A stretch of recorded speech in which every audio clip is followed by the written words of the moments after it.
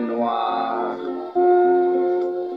Tu vas connaître des moments de gloire, car toutes les nations sont dans la confusion. L'Europe, l'Amérique sont dans la politique, mais Dieu est en Afrique, dans tes cœurs magnifiques. Lève-toi, ô Afrique, lève-toi, ô Afrique. Il est 20h à Douala au Cameroun. Fidèles téléspectateurs, bonsoir et merci de nous retrouver dans cette nouvelle édition Les Voix du Sud. Nous évoquions la semaine dernière l'Afrique dans la prophétie et notre consultant a planté le décor sur la Reine du Midi. Plusieurs questions sont restées en suspens dans notre esprit. Tenons-nous tranquilles car on aura les réponses justement à toutes ces questions au cours de cette nouvelle édition, car elle sera consacrée essentiellement sur la Reine du Midi ou encore la Reine du Sud. Le révérend docteur Jean-Paul Bellet est avec nous sur ce plateau une fois de plus. Docteur, bonsoir et bienvenue. Bonsoir mon frère, merci. Alors, docteur, la Reine du Midi, vous nous avez promis de nous parler davantage au cours de la prochaine édition. Alors, nous y voilà. On va parler avec vous et comprendre davantage ce qu'est la Reine du Midi. Merci beaucoup de m'avoir passé la parole. Je salue nos précieux téléspectateurs, ceux qui le suivent depuis le début ou qui ont pris le train en marche. Nous avons promis de commencer de vous parler de la Reine du Midi ou du réveil de la Reine du Sud. Le réveil dont nous parlons n'est pas un réveil cantonné en Afrique noire, c'est un réveil universel. Et en vérité, il ne s'agit pas d'un réveil futur que nous attendons ou d'un réveil qui vient de commencer. C'est un réveil qui a déjà commencé depuis dans plusieurs compartiments, mais maintenant il est en train d'entrer, n'est-ce pas, dans, comment est-ce qu'on dit ça en bon français, il est en train d'entrer dans sa phase optimale. C'est vrai, beaucoup de gens s'attendront à des choses extraordinaires, des choses peut-être qu'ils n'auraient jamais vues encore ou entendues, des choses qui dépassent l'entendement, mais ce n'est pas de ça qu'il s'agit. Le réveil dont nous parlons est un réveil spirituel. Et tout ce que Dieu fait dans le spirituel est d'abord très discret. Parce que Dieu ne travaille pas avec beaucoup de bruit. Dieu ne travaille pas en faisant du tintamarre, mais Dieu travaille dans les cœurs. C'est pourquoi, pour ceux qui connaissent le message, le 7e sceau, c'est un sceau du silence. Étant donc donné qu'il est spirituel, il doit préparer premièrement une église véritable du Saint-Esprit pour le Seigneur Jésus-Christ. Cette église se retrouve dans toutes les nations, dans tous les pays, dans tous les continents, peut-être dans toutes les villes. Dieu seul sait. Mais nous l'avons dit par le passé, nous nous répétons, c'est un réveil qui commence en Afrique noire. C'est son épicentre. Frère Branham nous a dit que l'évangile voyage avec la civilisation et que la civilisation voyage avec le soleil. Le soleil se lève à l'est et il se couche à l'ouest après avoir traversé le nord. Mais nous savons que le lendemain matin, le soleil doit se retrouver à l'est à nouveau pour un nouveau lever de soleil. Que fait-il pendant la nuit? Il a traversé en journée de l'est à l'ouest. Et quand il rentre à l'est, il ne fait pas demi-tour. Le soleil ne change jamais sa trajectoire. Ainsi, il partira de l'ouest vers l'est en passant par le midi, c'est-à-dire par le sud. De même, la civilisation a voyagé de l'est à l'ouest. Et la civilisation va rentrer aussi à l'est par le même chemin parcouru par le soleil. Et l'évangile voyage de la même manière. Nous savons que notre prophète nous a dit que l'évangile du Seigneur Jésus-Christ a commencé à l'est par les gens, par les orientaux. C'était à Jérusalem. Paul a transmis le témoin aux gens du septentrion, du nord donc. Ils ont fait leur temps et ils ont transmis le témoin aux gens de l'ouest, de manière que l'évangile a voyagé de l'est à l'ouest jusqu'à la côte ouest. Et si l'évangile doit retourner à l'est, il suit la trajectoire du soleil et il va passer donc par le sud. Dans le message, monsieur, est-ce le temps de la fin? Est-ce le signe de la fin? Prêché le 30 décembre 62, Frère Branham dit au paragraphe 35, si vous dites la vérité, on peut se moquer de vous pendant un certain temps. On peut mal vous comprendre pendant un certain temps, mais Dieu confirmera que c'est la vérité si vous restez simplement avec cela. Tenez bon, cela prendra peut-être des années, comme pour Abraham et les autres, mais il rendra cela véridique. Et nous savons que les choses dont nous parlons aujourd'hui ne sont pas très populaires. D'ailleurs, c'est ça la loi de la vérité. Quand il y a une vérité qui émerge, premièrement, on s'en moque. Deuxièmement, on la combat. Et troisièmement, on finit par l'accepter comme si c'était une évidence. Et toute vérité passe toujours par ces trois étapes. C'est pourquoi le prophète, dans le message Le Fou de Gadara, au paragraphe 8, il nous dit, j'ai dit, mais si vous dites la vérité, Dieu prendra, ... honorera la vérité. Il a dit qu'il le fera. Alors Dieu est obligé de confirmer la vérité si c'est la vérité. Parce que Dieu ne confirme pas le mensonge. Or, c'est le mensonge justement qui nous a été prêché le long des années, des siècles où l'évangile nous a été apporté. La parole de Dieu, la Bible, est vraie. Elle est authentique.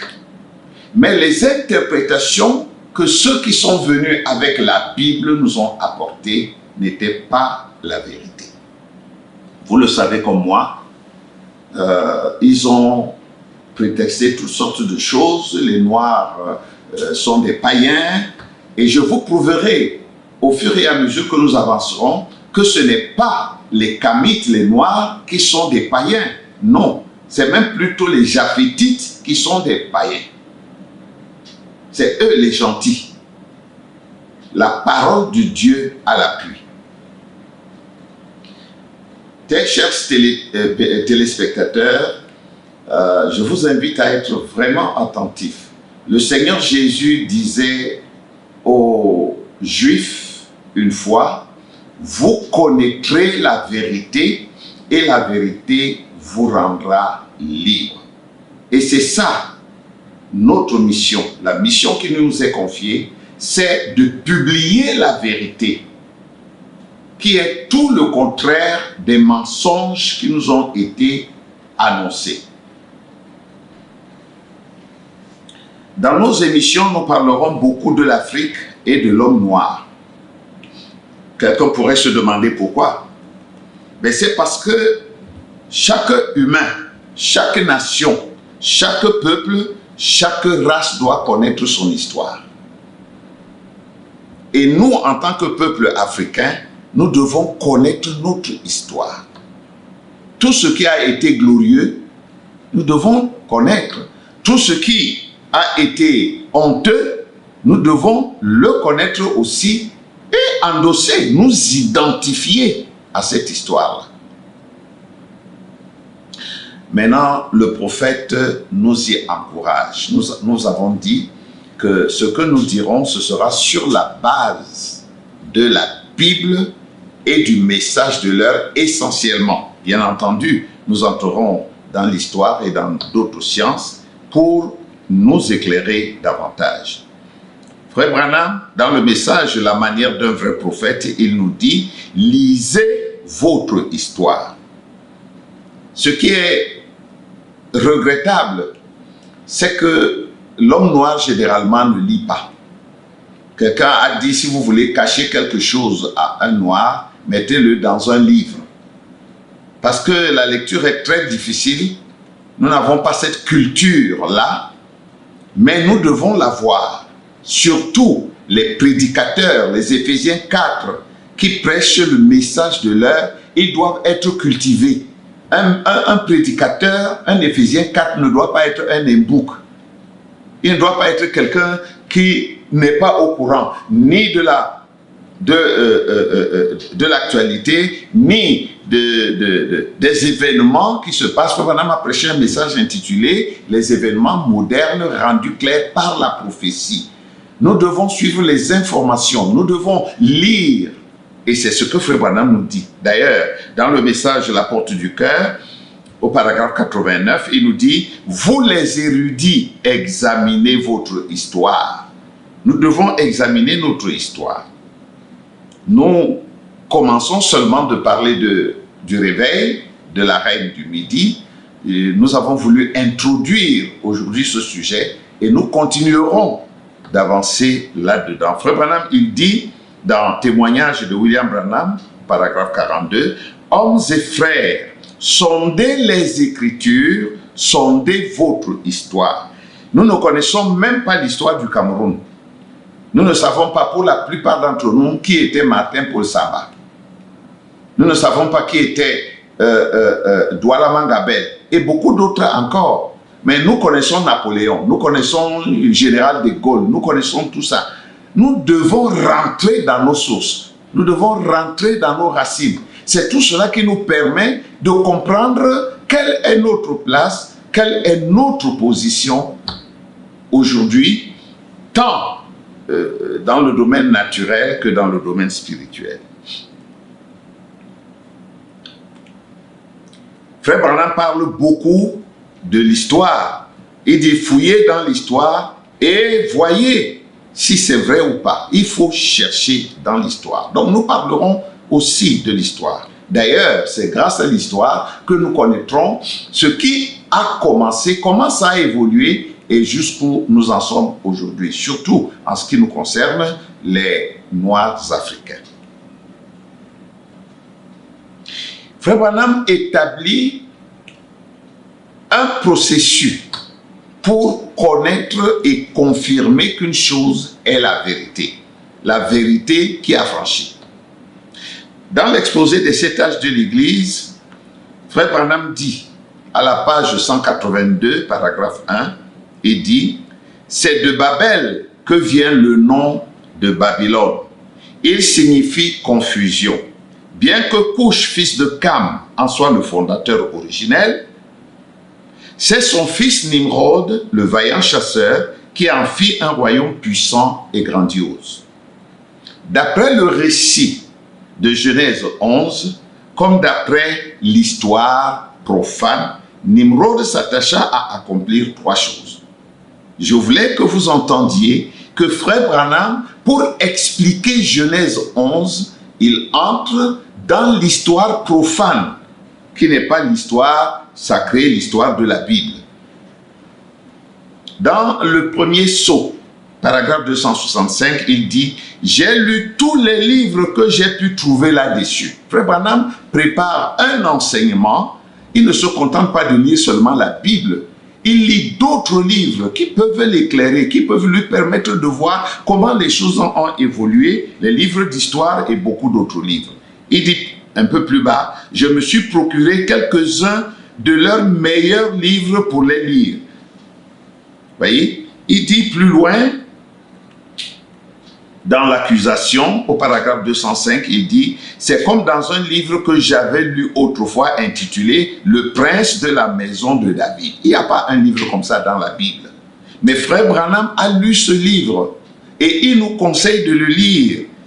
Il dit que ce livre a été écrit par Ingraham, c'est le docteur Ingraham, n'est-ce pas? C'est un merveilleux livre. La vérité, c'est que si Frère Branham n'avait pas dit ça ici, beaucoup de prédicateurs du message diraient « Oh, tu as fini de lire les brochures avant d'aller lire un livre comme ça. » Mais tout ce qui peut nous permettre d'avoir plus de lumière et d'éclairer le peuple de Dieu doit être bienvenu.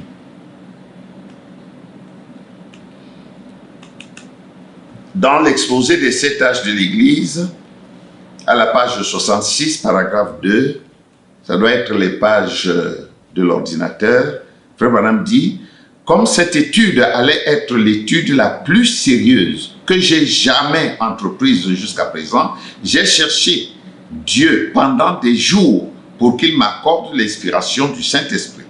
Ce n'est qu'ensuite que j'ai lu les passages bibliques qui traitent des âges de l'Église et que je me suis plongé dans les nombreux livres d'histoire de l'Église écrits par les historiens les plus objectifs que j'ai pu trouver. » Donc nous voyons que Frère Branham, pour apporter la lumière au peuple de Dieu, ne s'arrête pas seulement à lire la Bible. D'ailleurs, laissez-moi vous lire un paragraphe ici, comme Frère Branham le dit dans le 7e sceau. Au paragraphe 411, il dit « Donc, Frère Branham est en train de clôturer l'enseignement sur les 7 sceaux, la révélation des 7 sceaux. Il dit donc, la vision, plus la parole, plus l'histoire, plus les âges de l'Église et tout, c'est-à-dire les autres disciplines, les autres sciences, tout cela s'harmonise ensemble. Je peux donc dire avec certitude, au mieux de ma connaissance et en conformité avec la parole de Dieu, avec la vision et avec la révélation, que l'interprétation de cela est ainsi dit le Seigneur. Frère Branham dit, pour attester qu'une chose est la vérité de Dieu, il faut la parole de Dieu, il faut le message, il faut des visions, il faut l'histoire, et il faut beaucoup d'autres disciplines pour coordonner le tout, parce que chaque vérité doit se tenir de bout en bout, d'un bout à l'autre. Il y a aussi ceci que beaucoup de prédicateurs dans le message sont devenus des dogmatiques. Pour eux, il n'y a aucune évolution, aucune variation. Il faut dire seulement mot à mot ce que Frère Branham a dit. Ce n'est pas ce que Frère Branham enseigne.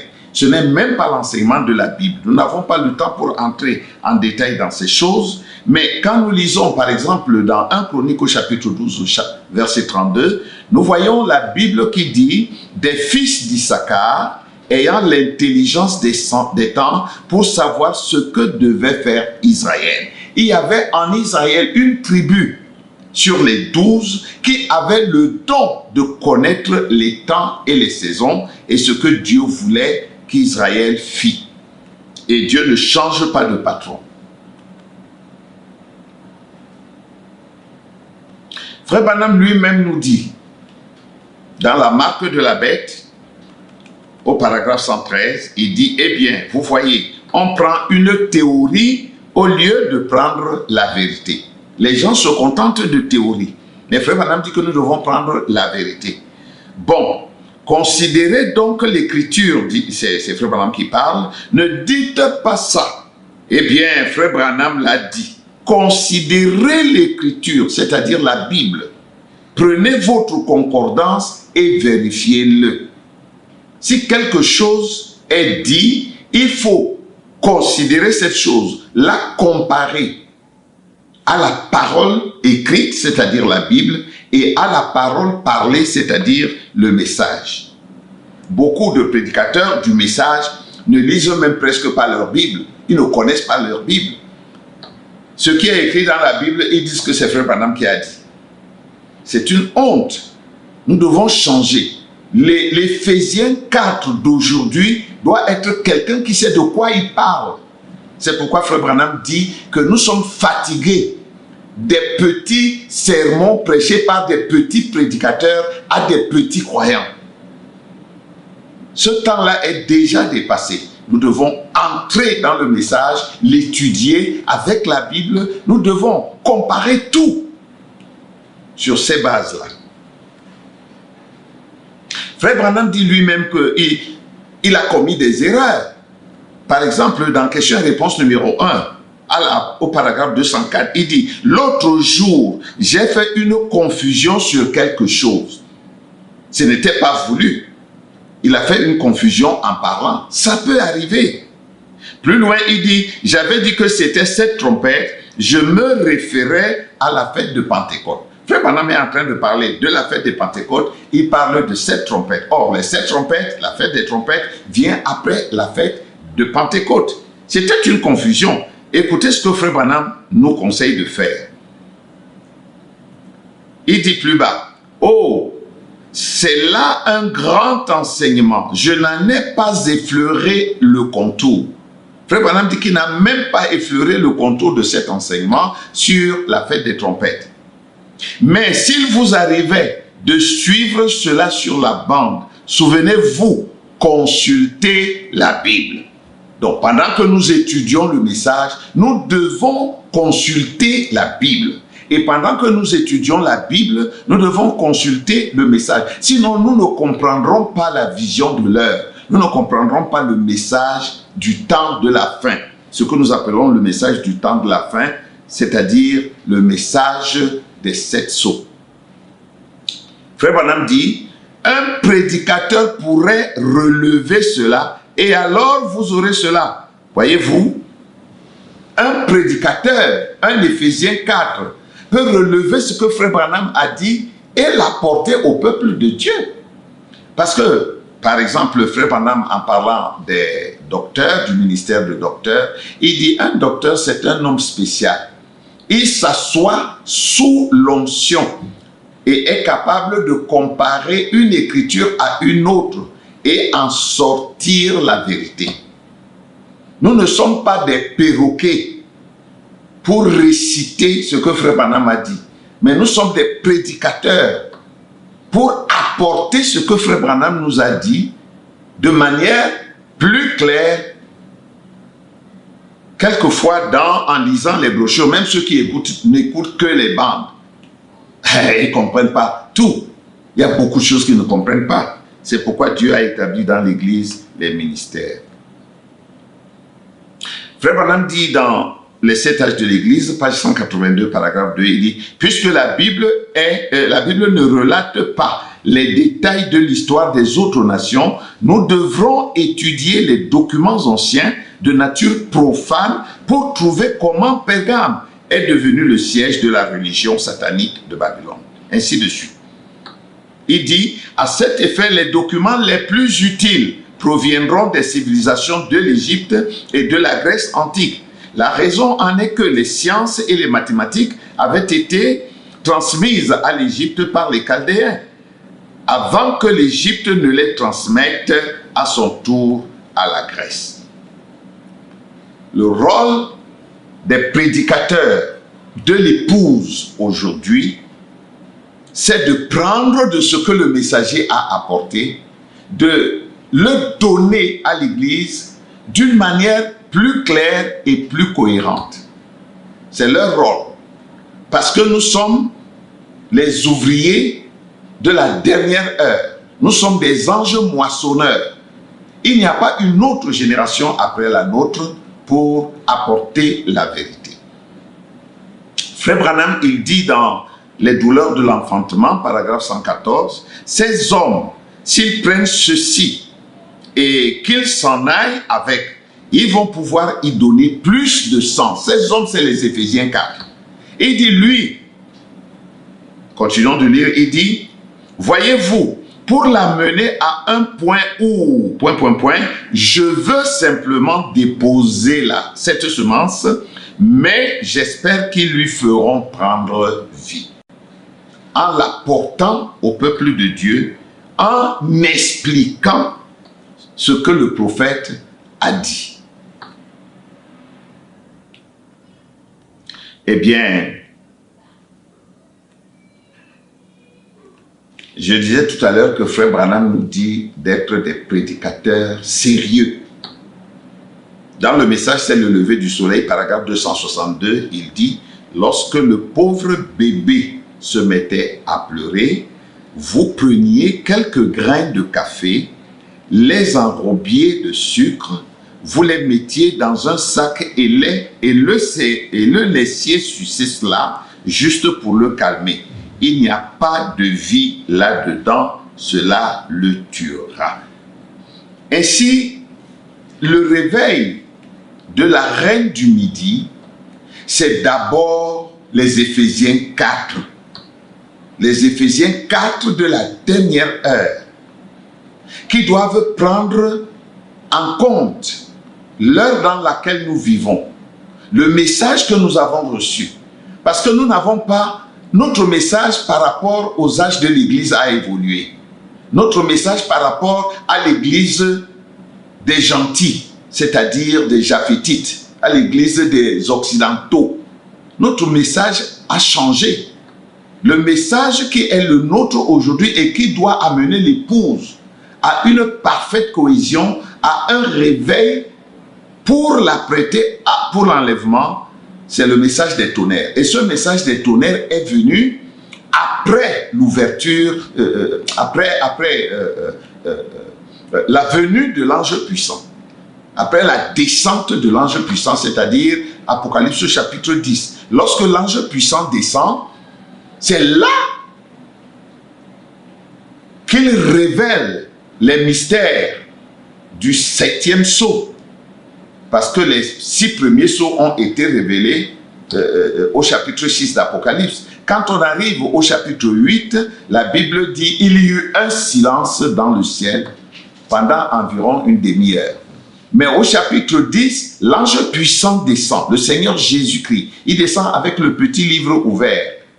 Et c'est le temps pour l'Église de recevoir la véritable révélation. C'est ce que Frère Branham nous a apporté. C'est un nouveau ministère. C'est un ministère pour l'épouse de la dernière heure. Et l'épicentre de ce grand réveil, c'est en Afrique noire. Ainsi, la reine du midi, c'est la portion de l'épouse qui est en Afrique noire et qui doit porter ce réveil dans le monde entier. Nous dirons toutes ces citations au fur et à mesure que nous avancerons. Beaucoup de chrétiens et surtout les prédicateurs, ils savent que Frère Branham a dit que l'Afrique doit envoyer des évangélistes en Amérique, c'est-à-dire en Occident. Le temps de l'Occident est terminé. Nous le prouverons par les Écritures. Nous le prouverons par les Écritures et nous démontrerons que l'Afrique a un grand rôle à jouer aujourd'hui. Le réveil de toute l'épouse de Christ, du corps du Seigneur Jésus-Christ, pour le glorieux enlèvement que nous attendons. Je vous exhorte seulement à suivre les prochaines éditions. Comme le temps est réduit, nous ne pouvons pas tout dire en un seul jour. Chers téléspectateurs, je vous remercie d'avoir suivi ce petit exposé qui n'était en réalité qu'une introduction de ce dont nous parlerons de long en large, le réveil de la Reine du Sud. Que le Seigneur vous bénisse Et si vous avez des questions, comme cela a été annoncé, envoyez des questions.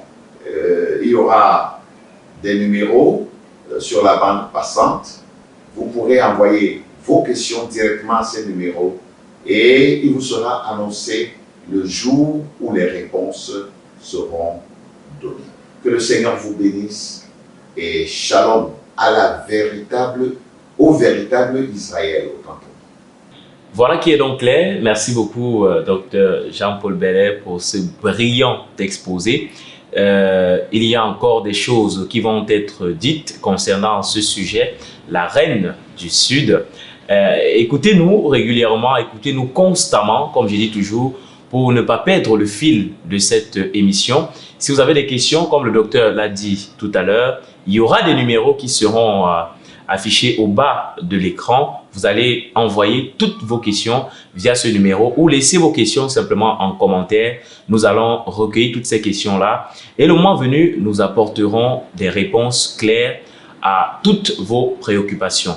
D'ici là, portez-vous bien et à très bientôt pour un nouveau numéro, Les Voix du Sud. Que Dieu vous bénisse et shalom. Épouse d'Afrique, petite reine noire, tu vas connaître des moments de gloire, car toutes les nations sont dans la confusion. L'Europe, l'Amérique sont dans la politique, mais Dieu est en Afrique, dans tes cœurs magnifiques. Lève-toi, ô Afrique, lève-toi.